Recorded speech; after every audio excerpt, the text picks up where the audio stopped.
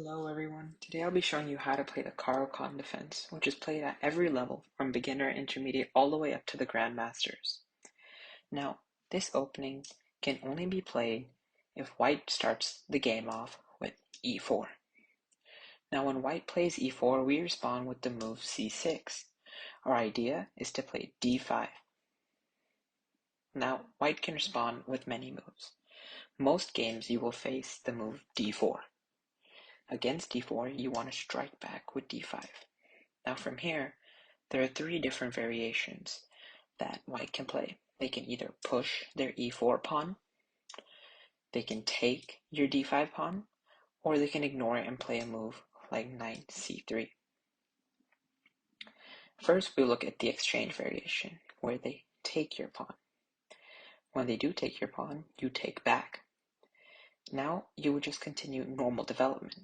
They would play something like knight f3, and you would just develop your bishop, and they do the same.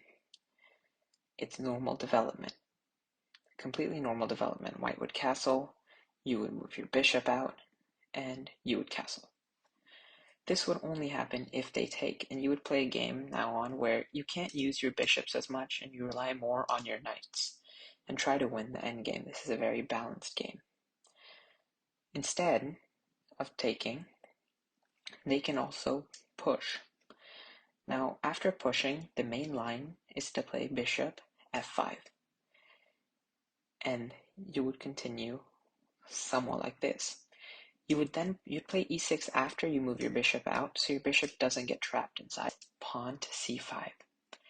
What this move's accomplishing is if you want to take, you would take, and they would have this isolated pawn here, which you can target later.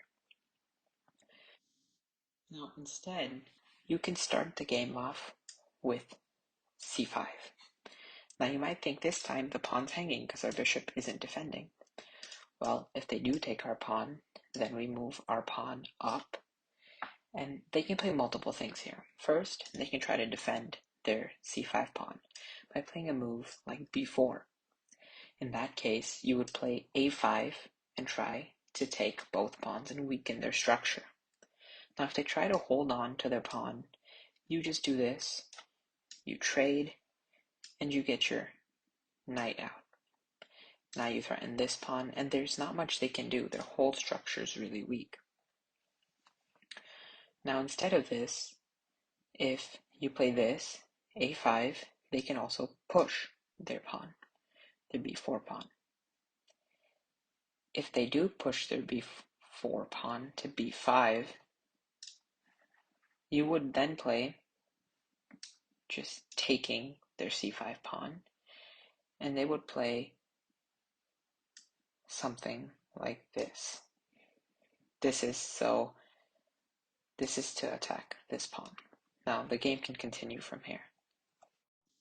Furthermore, they don't have to push or take, they can play an ignoring move. Now in that case, you would always take. No matter the move they play, you always take back. And then you would just continue normal development. You would play this move, and when they would take you, you take with your e-pawn. This way you can have quick development of your bishops, and then you can get your knight out and castle. That is the game plan for the variation where they ignore you.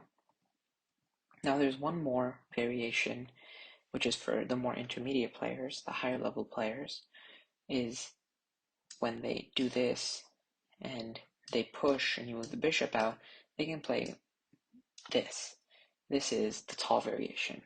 What they're trying to do is that if you were to play a random move, they would play this, and you move your bishop back, and your bishop would be trapped from every square.